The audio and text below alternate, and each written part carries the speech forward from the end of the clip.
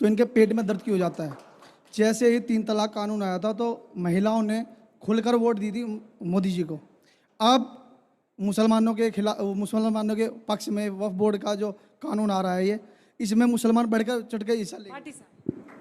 नहीं, मुसलमानों को मोदी जी ने कितने टिकट दिए इस चुनाव में, लोकसभा चुनाव में, ये बता दें आप। हमारे पेट में दर्द, टिकट दे ना दे, हम वोट जरूर देंगे मोदी जी को। नहीं, आप दो, उसमें कोई दिक्कत नहीं है। वोट देंगे। देखिए, वोट तो आदमी का स्वतंत्र है, लेकिन हमारे पेट में दर्द तो तब होगा जब कुछ दे रहे हो। आप कह रहे हो कुछ देते हैं तो दर्द हो जाता है। जी हमें भरोसा है, टिकट दिए, टिकट भी मिलेगा, टिकट भी मिलेगा, भरोसा है जी। अभी तो बता रहे थे कि स्कॉलरशिप खत्म कर दी, टिकट भी मिलेगा।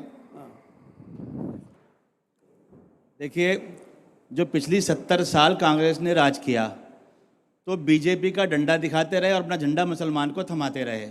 मैं ये पूछना चाहता हूँ, अब सुधांशु जी से भी मेरा सवाल है कि मोदी जी हर चीज़ की गारंटी देते हैं पिछले चुनाव में, क्या सुधांशु जी इस बात की गारंटी देंगे कि हमारी मस्जिदों पर कोई परेशानी नहीं आएगी, मदरसों पर कोई परेशानी नहीं आएगी? क्या मुसलमान को इसका फ़ायदा होगा? क्योंकि मुझे उम्मीद है मोदी जी से कि इसका फ़ायदा तो होगा, बस सुधांशु जी से मैं गारंटी चाहता हूँ। नहीं, तिरपाल के ऑर्डर कर दिए हैं उन्होंने, तिरपाल लाएंगे और मस्जिद को कोई नुकसान नहीं होने देंगे। देखिए, मस्जिद हो या मदरसे, इस वक्फ बोर्ड के एक्ट में कहा गया जो मस्जिदें हैं, जो इमाम बाड़े हैं, जो दरगाहें हैं और जो कब्रिस्तान है, उनके ऊपर कोई प्रभाव नहीं पड़ेगा। और जिस चीज को ये लोग मुद्दा बनाते हैं, वो भी मैं कहता हूं, हमारी सरकारों ने, योगी जी की सरकार आई, केवल इल्लीगल मदरसों पे कार्रवाई की थी। भाई इल्लीगल, अगर रजिस्ट्रेशन ही नहीं है तो गलत है ना। अगर रजिस्ट्रेशन दिखाओ कोई समस्या नहीं है। अभी तक तो जो प्रॉपर्टी है उसमें आधी अनरजिस्टर्ड है, तो फिर क्या कीजिएगा? हाँ, तो मैं बताता हूं कैसी कैसी है जिसको अपने में काउंट करने लगते हैं। ताजमहल पे दावा कर दिए थे, कहेंगे छीन लिया। संसद भवन पे दावा किए थे, छीन लिया। एयरपोर्ट पे दावा कर दिए, छीन लिया। फिर वो अंबानी जी के एंटीला पे दावा कर दिया, छीन लिया। अब भैया ऐसे तुम खड़े हो जाओ तो जिसे कहते हैं, जिधर वो कहते थे ना पुराने जमाने में, अरे साहब आप शहंशाह आलम है, जिधर उंगली कर देंगे उधर वो आपकी जमीन हो जाएगी। तो मैं कहना चाहूंगा उनके लिए अपनी लखनऊ की भाषा में, अमा मियां वो दिन लद गए जब उस्ताद लल्लू का फाख्ते उड़ाया करते थे कि जहां हमारा कबूतर बैठ जाएगा वो हमारी जमीन हो जाएगी।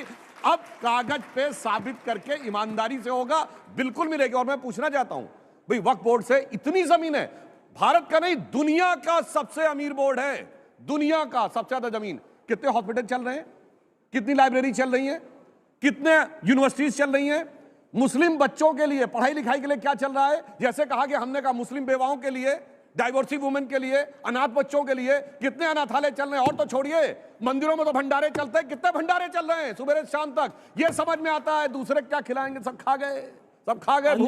हमारी संसद छीन गई, आपने बताया ही नहीं। नहीं, दावा है ना, जैसे संसद छीन गई।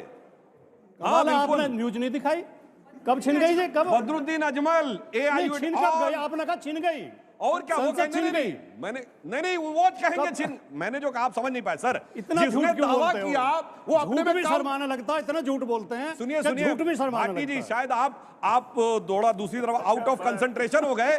मैंने कहा जिन्होंने दावा किया संसद में उंगली रख दी। अरे मेरी बात तो सुनिए, आप सुन नहीं पाए, कोई जाके पीछे सुन ले। मैंने कहा जब आप काउंट करेंगे तो सब दावों को काउंट कर लेंगे, और जब दावा खारिज हो गया कहेंगे छिन गई। और आपको पता है ताजमहल पे सुप्रीम कोर्ट ने कहा शाहजहां का फरमान दिखाओ। और मैं एक और बात कहना चाहता हूं जो मैंने पार्लियामेंट में भी बोली थी। देखिए साहब, 1707 के बाद तो मुगल हुकूमत खत्म हो गई थी। शाह आलम के जमाने तक आते आते, जो बहादुर शाह प्रथम के जमाने में लाहौर से लेकर कर्नाटक तक मराठे टैक्स वसूल रहे थे। शाह आलम के जमाने में कहावत है, सल्तनते शाह आलम दे लाल किले ते पालम, यानी लाल किले से आईजीआई एयरपोर्ट। तो भैया सब अंग्रेजों ने कैप्चर कर ली थी। तो अब अचानक 300 साल बैक में जाकर सूरत नगर निगम से लेकर लखनऊ तक वो फरमान वैलिड कैसे हो गए? जब हुकूमत ही नहीं थी तो वो निकल के कहां से आने लगे? 2-3 सवाल।